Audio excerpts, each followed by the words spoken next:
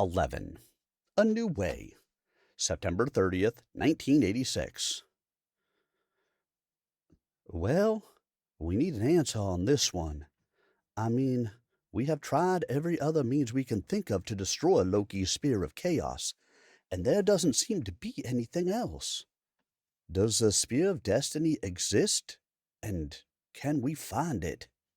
Mary Lou sat on Skuld's couch with one of the dusty books in her Library of Antiquities collection laid open on her lap. A bookmark divided a faded and cracked page. Is this picture real, or is it just someone's fanciful imagination? She tapped the leather-bound tome for emphasis. You do not understand what you are asking me for, child.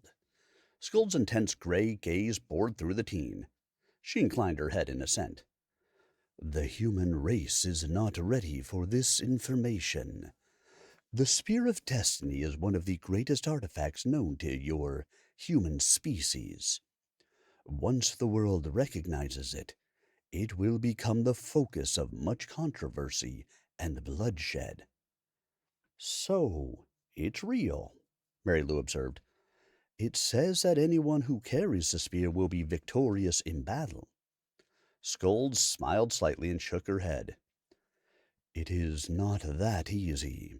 But you are correct in thinking that the power of the two artifacts would cancel each other out. So where is it? Kenneth broke in. We know that the spear we possess must be destroyed. You were clear about that in the beginning. Trouble is, the damn thing just won't burn, break, melt, or anything else. We're stuck with protecting it until we can find a way to deal with this. We are out of ideas and out of options. We might as well have a big target painted on our backs with everything that's come at us since we got this thing. Skuld turned to him. And it would be no better were you to possess the Spear of Destiny. Understand this. The spear that pierced the side of Christ, the Son of our Father God, the Elohim, was hidden and hidden well for a reason. I cannot tell you where it is, on a higher authority than mine. We powers who are still loyal to God, the Prime Creator, prefer that its location not be revealed. Mankind has not evolved to a place where anyone can be trusted with a sacred object of that magnitude. But yet ultimate evil can be allowed to exist in the world? Mary Lou said with disgust. We have discussed this, have we not? Humans have free will. Without it, humanity cannot evolve past the evil of which you speak, Skuld answered. But neither spear belongs to you, does it? The gods, powers, I mean, because both spears were made by men, for men to use, Kenneth observed quietly. Evil exists when men do nothing to stop it, and in this case, we have a problem on our hands that you saddled us with. Kenneth glared at the person of fate herself. Skuld stared at him for a long moment. If you do this, even your ill-gained immortality may not save you. Ragnarok threatens. Prophecy foretells the deaths of gods and men alike in the coming war.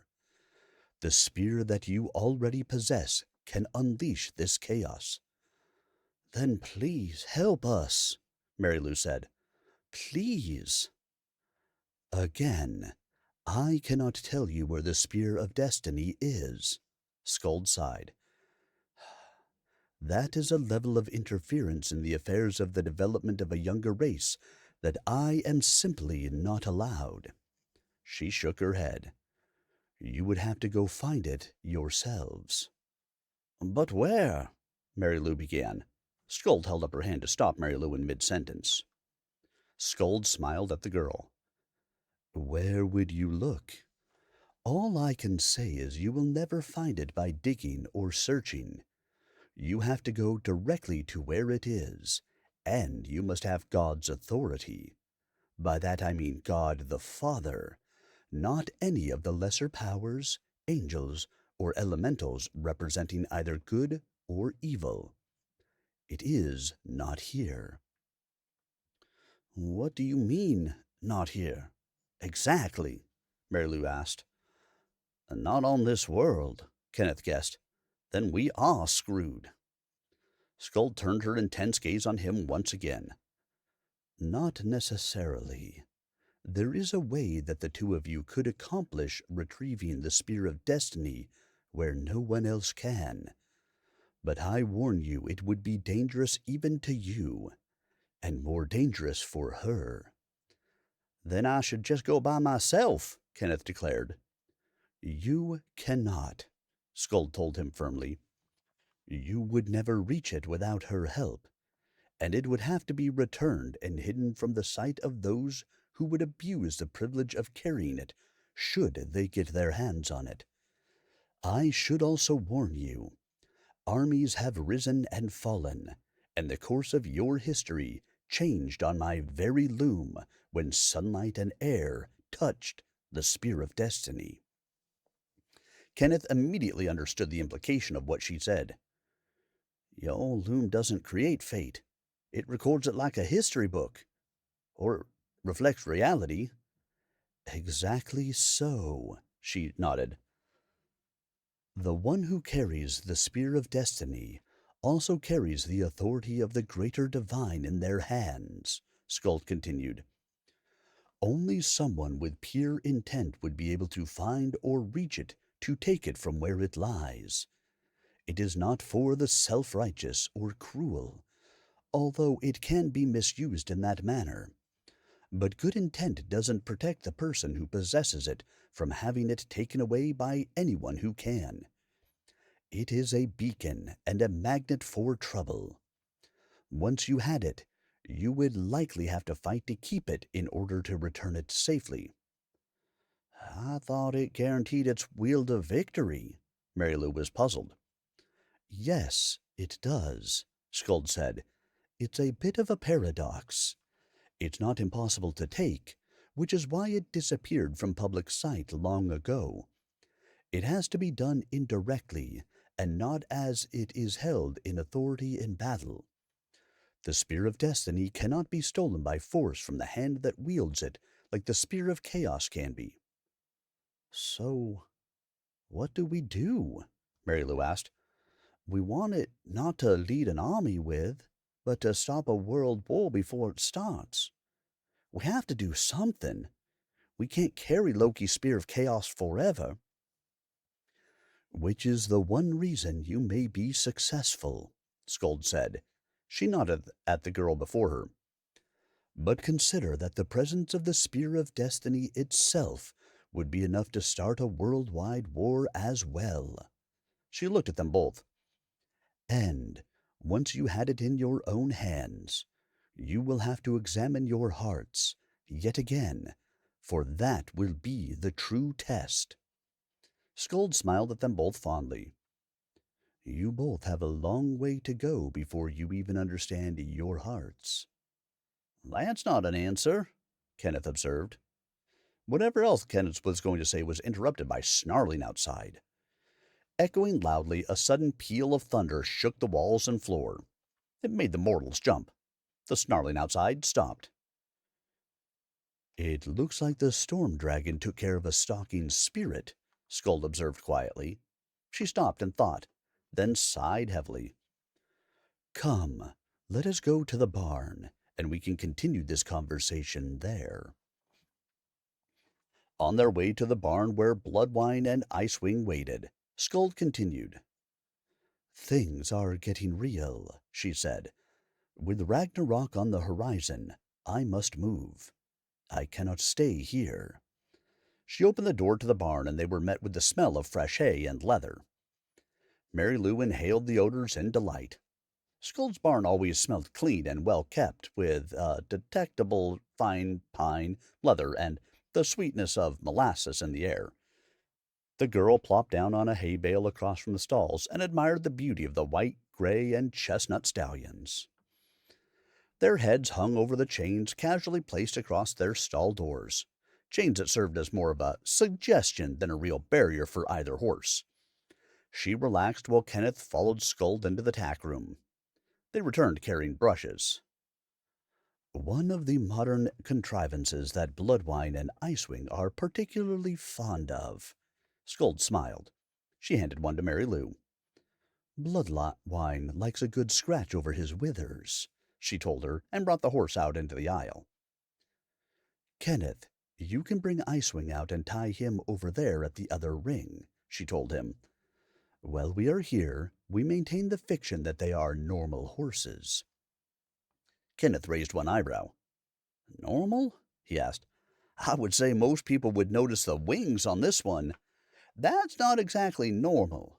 You don't normally see Pegasi running around in people's pastures. Icewing snorted and turned an ear back. Mary Lou could almost perceive the horse rolling his eyes. Yeah, whatever, Kenneth grinned.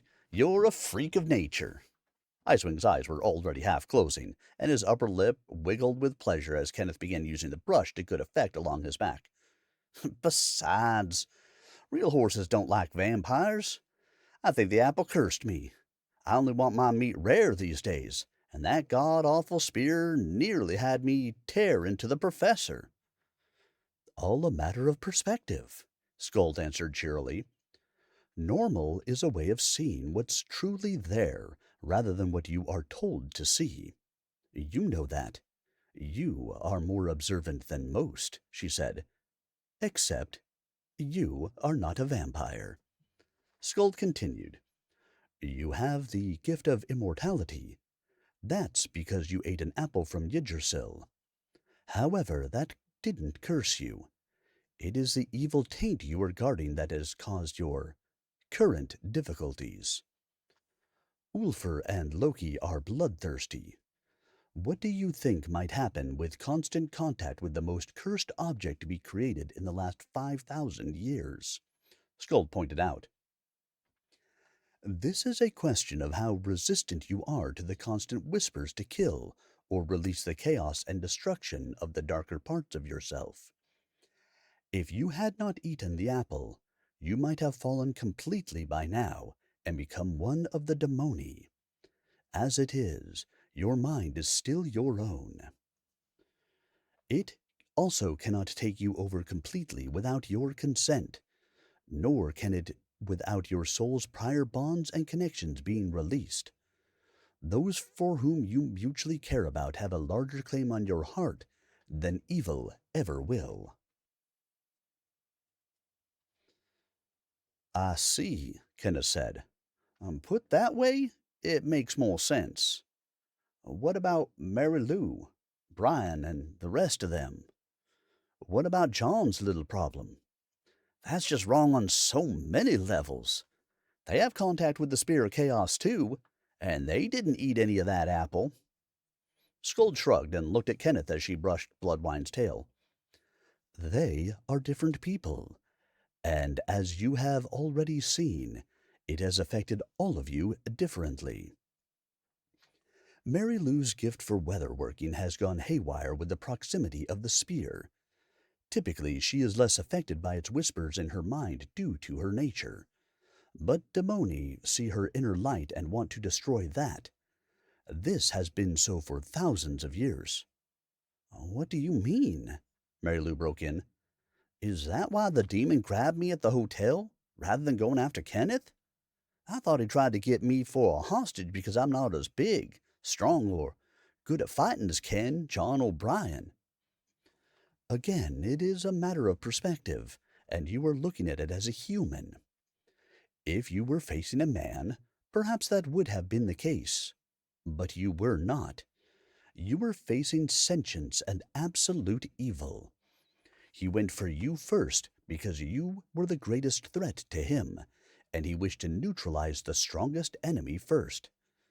The daemon went for you because he was afraid, not because Kenneth is weaker or stronger than you. Among their kind, the females terrorize their male kin, and he knows who and what you are, even if you do not know for yourself. He saw beyond the flesh and through your human persona. The mask of flesh you wear is not who you truly are. Oh. Mary Lou stopped and looked into the distance, then asked a question on her mind. Then who or what am I? She leaned in to hug and stroke Bloodwine's nose. I love horses, she whispered into his mane, and you smell good. She stroked his silky neck. His upper lip trembled with pleasure. Bloodwine knows that. It's why he allows you to be close. Scold smiled. Otherwise, he would take your hand off with his teeth. As for your question, you know I can't answer that. You have to discover that part for yourself. But think about it, Mary Lou, Scold said. The daemon could not let you think you were strong, because his goal was to defeat you, break you down with intimidation, and make you think you were powerless. Showing his own greater weakness would be counter to that goal. Mary Lou nodded, thinking. She wanted to ask more, but she realized Scold wouldn't say more on the subject. She settled for brushing and detangling the red horse's mane. I'm glad he likes me. I wish I hadn't been forced to sell my horse, she sighed. It will make it easier when we ride that he likes you, Scold told her. Otherwise, it could get ugly quick. I'm going to ride him? Mary Lou asked with her eyes widening and stepped back. Not exactly, Scold said dryly to her puzzled look. Your reputation precedes you. What are you talking about? Kenneth asked. What are you up to now? Giving you exactly what you asked for, Scold told him, amused at his sudden suspicion. I told you I can't tell you where the Spear of Destiny is. To a limited degree, I can aid you with your search. The two teens jumped again as thunder rumbled close by, and the small south side door opened abruptly. When the door slammed open with a crash, the light became brighter in the barn. Scold, my girl! Are you causing trouble again? A large man silhouetted against the light greeted the lady and nodded each to Kenneth and Mary Lou, acknowledging them. Mary Lou blinked against the light. It was hard for her to see his feathers with the light behind him like that. Kenneth, who was closer to the side door grooming Icewing, could see him more clearly, and he caught his breath. Kenneth could see the furs and leather. The newcomer's armor jingled slightly. He looked like someone that had just stepped out of a Viking legend. Kenneth was close enough to see that not all of the light was coming from the sun. Kenneth dropped the brush at Skuld's response. Greetings, my lord father. Welcome as always, Skuld told the newcomer. You haven't been to see your doting dad lately, girl. He laughed at the expression on the teens' faces. My Valkyries don't visit me near often enough. Ah, nice to see you two again, Kenneth. Again? Do we know each other? He asked a huge, gray-bearded god. Of course! You don't think I'd forget one of my best and brightest warriors, do you? I miss you at my table, boy. But, you have work here, and soon you'll be up to your ears in it. Kenneth retrieved the brush. He didn't have a response to that. He chose that moment to find a spot on Icewing's pristine white hide to brush out and kept his mouth silent. Aha, Mary Lou said shyly when he came close. Odin grinned at the girl, his laugh lines deepening. Ha ha! Greetings to you too, lady. His easy manner put her at ease. I haven't forgotten you either.